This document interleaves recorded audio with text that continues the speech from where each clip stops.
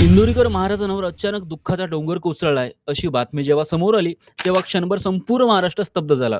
कारण ज्या माणसाने आयुष्यभर हसत हसत समाजाला आरसा दाखवला, जो माणूस व्यासपीठावर उभा राहून आपल्या विनोदी शैलीतून लोकांच्या डोळ्यात अंजन घालायचा, तोच माणूस आज गंभीर आजाराशी झुंज देतोय. ही गोष्ट कुणालाही पसनी पडणार नव्हती. इंदोरीकर महाराज म्हणजे कीर्तन असो किंवा समाज प्रबोधन असो, लोक 20-25 किलोमीटर प्रवास करून त्यांचं कीर्तन ऐकायला येतात.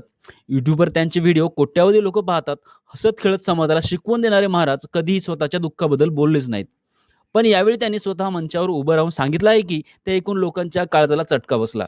कारण महाराज म्हणाले की मी एका मोठ्या आजाराशी झुंज देतोय, म्हणजे माझी मृत्यूशी झुंज आहे. हे शब्द जेव्हा त्यांच्या तोंडून बाहेर पडले तेव्हा समोर बसले हजारो भक्त. याची सुरुवात झाली होती 6 नोव्हेंबर 2025 रोजी, ज्या दिवशी इंदोरीकर महाराजांची कन्या ज्ञानेश्वरी हिचा साखरपुडा संगमनेर येथील वसंत लॉनमध्ये मोठ्या थाटामाटात पार पडला होता. साखरपुडा राजेशाही होता. भव्य मंडप, खास एंट्री, वेगवेगळ्या प्रकारचे मेन्यू, राजकीय मान्यवरांची उपस्थिती, सगळं काही अगदी डोळं दिपवणारं होतं. पण हा सोहळा पुढे जाऊन महाराजांच्या आयुष्यातील सर्वात मोठा मानसिक वादळाचं कारण ठरलं.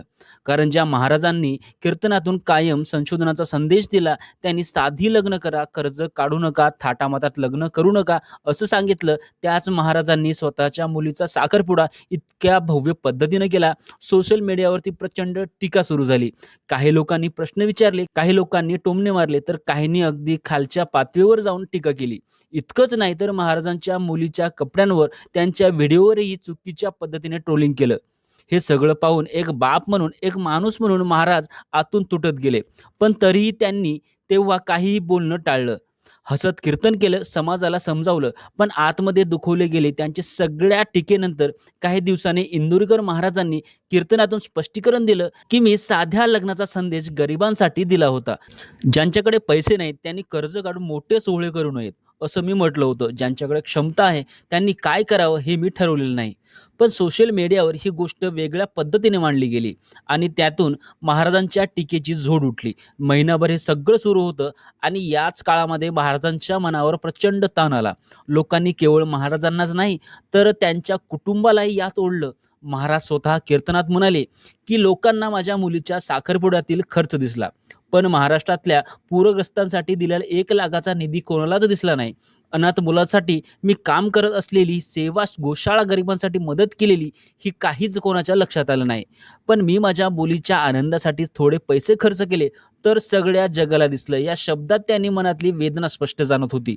एका कीर्तनात तर ते भाऊक होऊन म्हणाले की मी कीर्तनाची सेवा सोडतोय, मी आता पुढे कीर्तन करणार नाही. हे ऐकून भक्त हादरले. कारण ज्या माणसाचा श्वास कीर्तनात होता, तो माणूस असा निर्णय घेतोय म्हणजे म्हणजे परिस्थिती किती गंभीर असेल याचा अंदाजा घेता येणार नाही. याच काळात महाराजांच्या शरीरावर या मानसिक ताणाचा परिणाम होऊ लागला. सतत दिवसाला 3 ते 5 कीर्तन, माईकवर उभं राहून अखंड बोलणं, प्रवास, थकवा आणि त्यात मानसिक ताण, यामुळे त्यांच्या छातीत, हृदयावर ताण आला. नाशिकमधील एका कीर्तनात त्यांनी पहिल्यांदा उघडपणे सांगितलं की मला हृदयाचा त्रास आहे. माझ्या हृदयाच्या एका बाजूला सूज आली आहे. माझ्या बरंगड्यावरही परिणाम झाला आहे. त्यांनी हे थोड्या विनोदातच सांगितलं. पण शब्दाच्या मागचं वास्तव्य भयंकर होतं. कारण पुढे ते म्हणाले की मला कधीही अटॅक येऊ शकतो, मी कधीही जाऊ शकतो, माझं जय हरी विठ्ठल कधीही होऊ शकतं. हे क्षणभर ऐकून शांतता पसरली. हजारो लोक स्तब्ध झाले. दिवसाला इतकं बोलणारा माणूस जेव्हा स्वतःच्या मृत्यूची शक्यता बोलून दाखवतो, तेव्हा त्या शब्दात किती मोठं ओझं असतं हे प्रत्येकाला जाणवलं. पण इथेच कथा संपत नाही. कारण दुर्दैवाने काही लोकांनी यावर संशय घेतला. काहींनी सोशल मीडियावर लिहिलं की खरंच एवढा त्रास जर होत असेल, कीर्तन बंद का करत नाहीत, पैशासाठी हे सगळं सुरू आहे, अशा नकारात्मक प्रतिक्रिया आल्या. आणि ही गोष्ट अधिक वेदनादायक होती. कारण ज्यासाठी महाराज आयुष्यभर झटले, त्या समाजातील काही लोकांनीच त्यांच्या वेदनावर प्रश्नचिन्ह उभं केलं. पण याच वेळी मोठ्या प्रमाणात लोक महाराजांच्या पाठीशी उभे राहिले. संपूर्ण महाराष्ट्र हळहळला. लोकांनी प्रार्थना सुरू केल्या. मंदिरामध्ये देवासमोर महाराजांसाठी साकडं घातलं.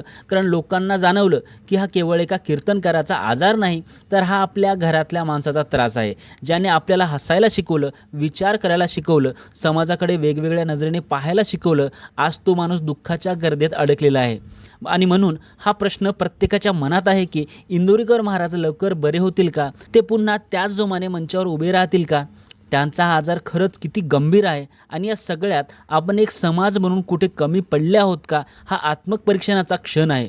कारण शब्दांनी कोणाला किती दुखवता येतं हे या घटनेतून पुन्हा एकदा स्पष्ट झाले आहे.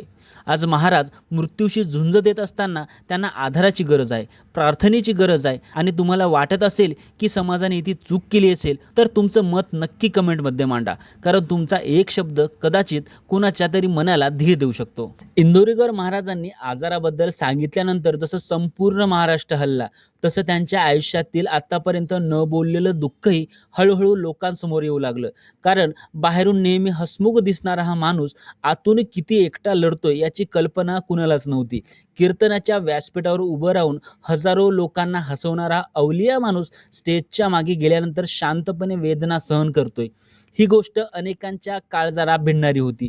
महाराज म्हणाले की लोकांना वाटतं की कीर्तन म्हणजे फक्त बोलणं, पण त्यामागे बोलण्यामागे शरीराची किती झीज होते हे कुणालाच दिसत नाही. दिवसाला 3 ते 5 कीर्तन, सलग प्रवास, माईक समोर तासनतास उभं राहणं आणि प्रत्येक शब्दात ऊर्जा असणं, परिणाम शेवटी शरीरावरच होतो आणि त्यात मानसिक ताण आला की शरीर लवकर हार मानतं. महाराजांनी सांगितलं की डॉक्टरांनी मला पूर्ण विश्रांतीचा सल्ला दिला आहे, पण मी समाजापासून पूर्णपणे दूर होऊ शकत नाही, कारण माझं अस्तित्व समाजाशी जोडलेलं आहे. ही गोष्ट त्यांनी इतरांपेक्षा वेगळं बनवते, पण ते आजारातही स्वतःचा विचार कमी करतात आणि समाजाचा विचार जास्त करतात. पण याच वेळी अनेक भक्तांनी महाराजांना विनंती केली की आता स्वतःची काळजी घ्या, थोडा वेळ थांबा, कारण तुमचं असणं आमच्यासाठी जास्त महत्त्वाचं आहे. ही विनंती ऐकून महाराज भावुक झाले आणि त्यांनी पहिल्यांदा मान्य केलं की कदाचित आता मला थोडा ब्रेक घ्यावा लागेल, कारण माझ्या शब्दांचा उपयोग तेव्हाच होईल जेव्हा मी जिवंत आणि निरोगी असेल. या एका वाक्यातून त्यांच्या मनातला संघर्ष स्पष्ट झाला. एकीकडे सेवा, दुसरीकडे स्वतःचं आरोग्य, आणि याच संघर्षात जे आज उभे आहेत. या सगळ्या प्रकरणानंतर अनेक लोकांनी सार्वजनिकपणे माफी मागितली. काहींनी कबूल केलं की आम्ही भावनेच्या भरात चुकीचं बोललो, तर काहींनी अजूनही मौन बाळगलं. कारण आता चर्चा नाही तर जबाबदारी आहे. समाजाने कोणावर बोलताना किती मर्यादा ठेवाव्यात याचा जिवंत धडा आहे. आणि इंदोरीकर महाराजांच्या तब्येतीत थोडी सुधारणा होत असल्याची बातमी येत आहे. तसेच डॉक्टरांच्या देखरेखीखाली उपचार सुरू आहेत, भक्तांची प्रार्थना सुरू आहे आणि महाराज स्वतःही प्रसन्न राहण्याचा प्रयत्न करत आहेत. ते म्हणतात की मला विश्वास आहे विठ्ठलावर आणि माझ्या भक्तांवर. हा विश्वासच मला उभं राहायला ताकद देतो. आज आपण शब्द जपले तर उद्या कोणाचं आयुष्य वाचू शकतं. आणि म्हणूनच हा व्हिडिओ शेवटपर्यंत पाहिल्याबद्दल तुमचे आभार. पण जाण्याआधी स्वतःला एक प्रश्न विचारा, आपण कोणाबद्दल बोलताना किती जबाबदार आहोत, कारण पुढची वेळ कोणाची असेल ते कुणालाच माहीत नाही.